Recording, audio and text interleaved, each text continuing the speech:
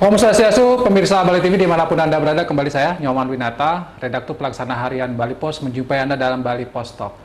Di edisi kali ini saya akan mewawancarai Penyarikan Agung Majelis Desa Adat Provinsi Bali, Bapak Ketut Sumarto, berkaitan dengan keluarnya surat edaran dari MDA yang memperbolehkan digelarnya prosesi ogoh-ogoh. Nah, ini tentu menarik untuk kita bahas. Bagaimana implementasi di lapangannya, karena sudah 2 kali nyepi Bali tanpa ogoh-ogoh, dan desakan dari masyarakat terutama generasi muda untuk ogoh-ogoh ini sangat kuat sekali. Bagaimana tanggapan atau penjelasan dari MDA? Kita sapa langsung narasumber kita, Bapak Ketut Sumarto, Juru Penyarikan Agung. Om Swastiastu. Om Swastiastu, Bang Joman. Juru Penyarikan Munabi Gatra. Kena dadas lagi bagi. Izin dadas yang buka. Berkaitan dengan surat edaran yang sudah dikeluarkan oleh MDA, masih di masyarakat dan pemerintah juga terakhir kita pantau ada Pemkab yang berani dan tidak. Tapi mungkin dari MDA sendiri perlu menjelaskan di awal secara singkat sebenarnya apa yang melatar belakangi keluarnya SE ini dan bagaimana nanti implementasinya di lapangan. Silakan. Ya, terima kasih Pak Joman, terima kasih pemirsa. Pada kesempatan hari ini kami dari majelis secara pribadi maupun secara kelembagaan masih suasana tahun baru. Selamat tahun baru 2022. Semoga tahun baru ini membawa suasana baru. Terkait dengan ogoh-ogoh, kita di Majelis Desa Adat Provinsi Bali setelah berkoordinasi, kami rapat dengan Majelis Kabupaten Kota Sulawesi sebagai Sabakerta menyikapi situasi ke depan kan itu, karena banyak juga dari seketruni Yowana itu bertanya apakah 2022 nanti saat pengerupukan boleh ada pengarakan ogoh-ogoh.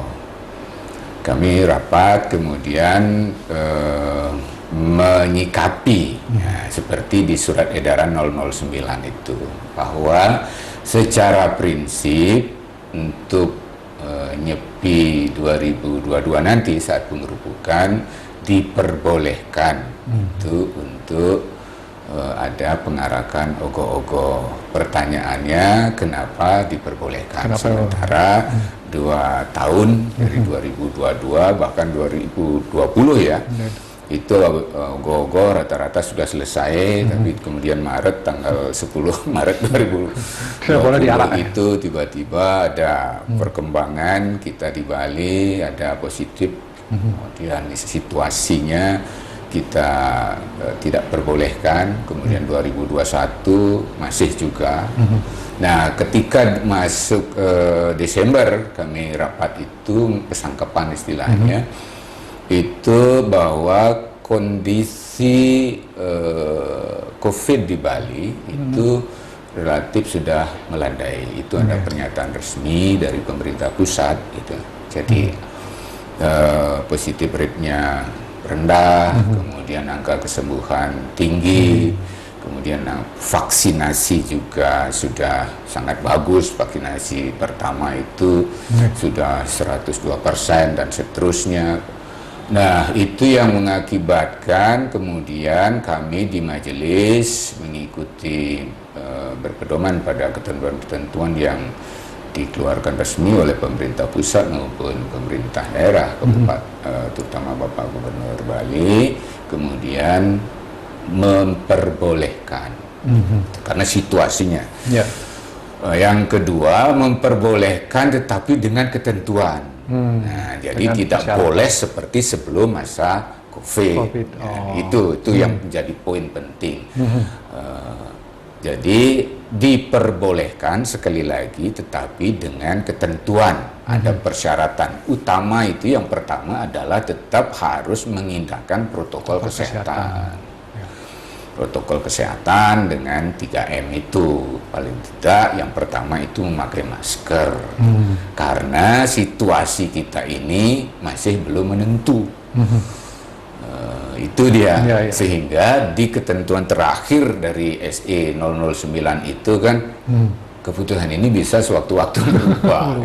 Artinya bukan bukan apa istilah Balinya itu ngentungan belakas metali metali, gitu. ya. Bukan begitu. Tapi karena memang situasinya masih belum terprediksikan. Situasi saat keputusan ini dibuat memang masih melandai. Sampai hari ini kita masih ngobrol landai. sekarang ini masih melandai.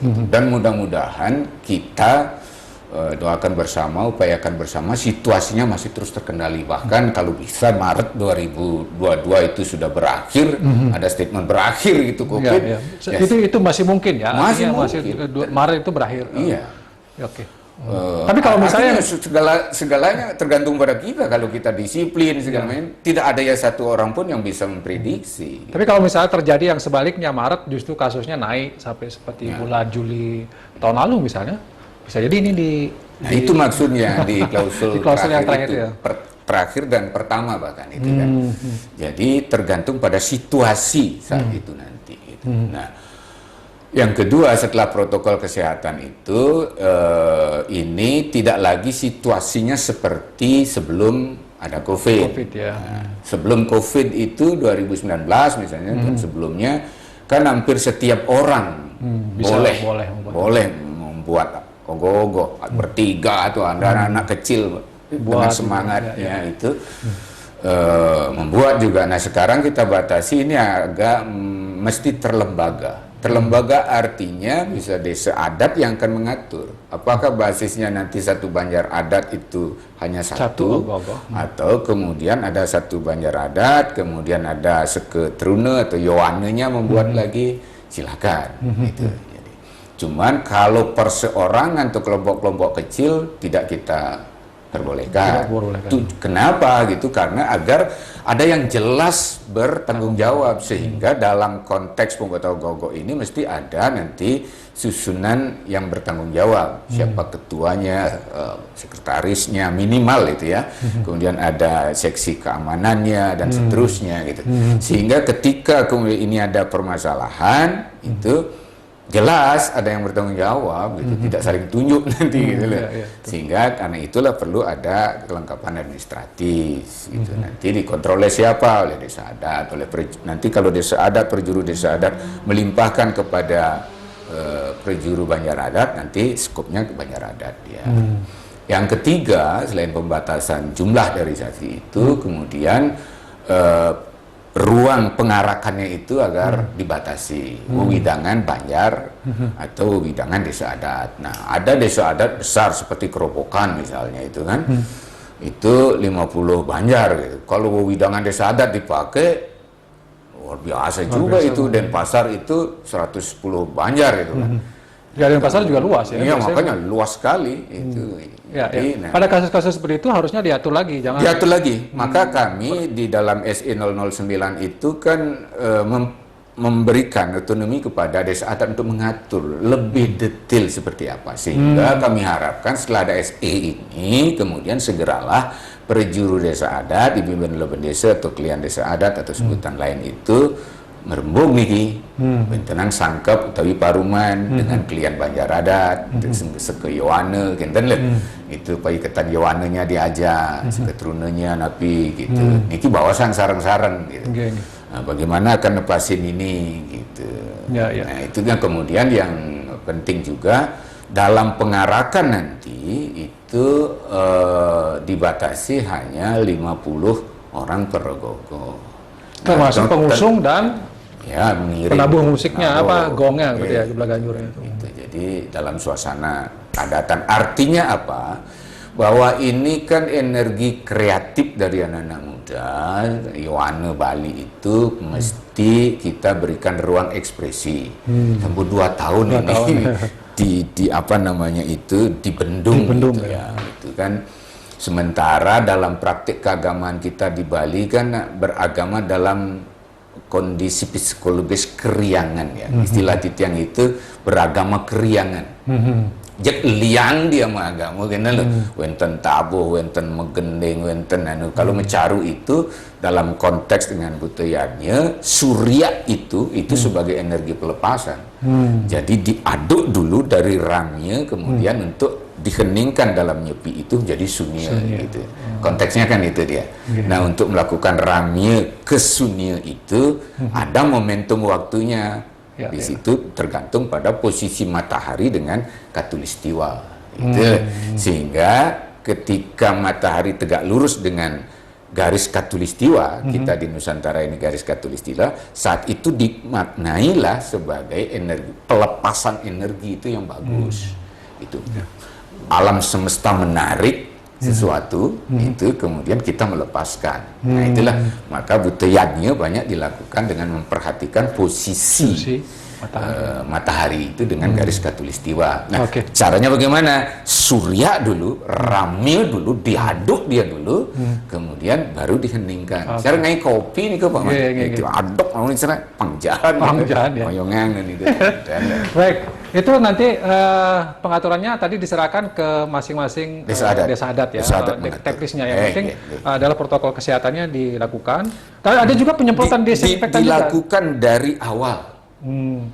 Di awal dari pembuatan. Oh dari iya pembuatan kalau rame-rame. Bukan hanya pawainya saja diatur ya. Ngangge masker, dah itu ke bangkes itu.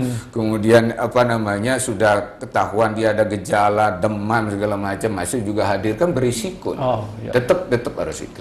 Jadi pertanyaan paling penting adalah bagaimana nanti koordinasi kita dengan misalnya pemerintah ya, dalam hal ini mungkin dinas ya, ada satgas, ada pemkotnya, ada pemkapnya, karena tadi kita baca juga di media, kita belum berani memutuskan karena ini. Nah, misalnya dengan pihak kepolisian, nah bagaimana nih? Siapa tahu kepolisian melarang, pemkap melarang, nah gimana nih? Makanya kemudian di ketentuan terakhir itu situasinya akan sangat ditentukan pada menjelang Ike. Cuman kan Niki mungkin apa namanya pembuatan ogoh-ogoh kan tidak bisa serta-merta. Betul. Sehingga perlu proses. Nah, di Januari Niki pasti sudah mulai berproses gitu. Andaikan pun nanti, makanya sekarang ini yang paling penting kita harus sama-sama bertanggung jawab.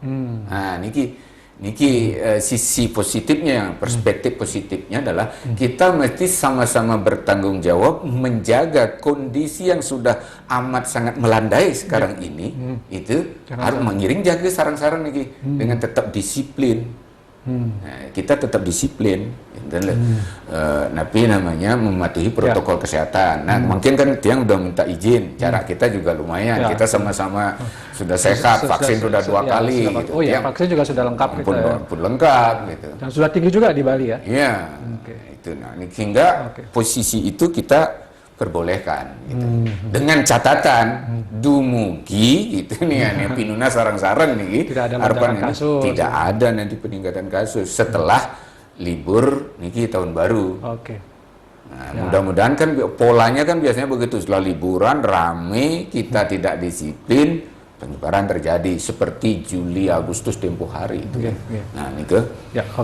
Baik, karena sudah waktunya hampir habis Juru Penyelidikan, mungkin ada statement closing statementnya Juru kepada masyarakat, terutama generasi muda dan juga harapan-harapan tentang ogoh-ogoh ini apa yang mesti kita pentingkan untuk menjadi penekanan dulu. Silakan. Ya, kami berharap dari Majelis Desa Adat Provinsi Bali, mari kita bersama-sama menjaga kondusivitas yang sudah tercipta sekarang ini sehingga nanti saat pengerupukan itu ogoh-ogoh bisa kita selenggarakan pawainya itu dengan sebaik-baiknya gitu.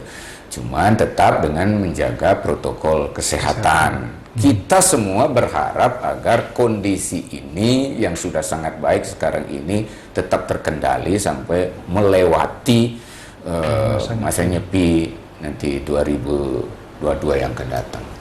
Baik, terima kasih Juru Penyelidikan atas penjelasannya. Tentu ini memberikan kita mengingatkan juga sekaligus ya untuk tetap menjaga protokol kesehatan, karena kalau ingin ada pawai ogoh-ogoh berarti kita harus disiplin mulai hari ini dan seterusnya gitu ya Juru ya. Wajib. Karena ini memang ada kekuatan juga yang supaya ada pelepasan yang sudah lama dibendung ini juga penting kita lakukan.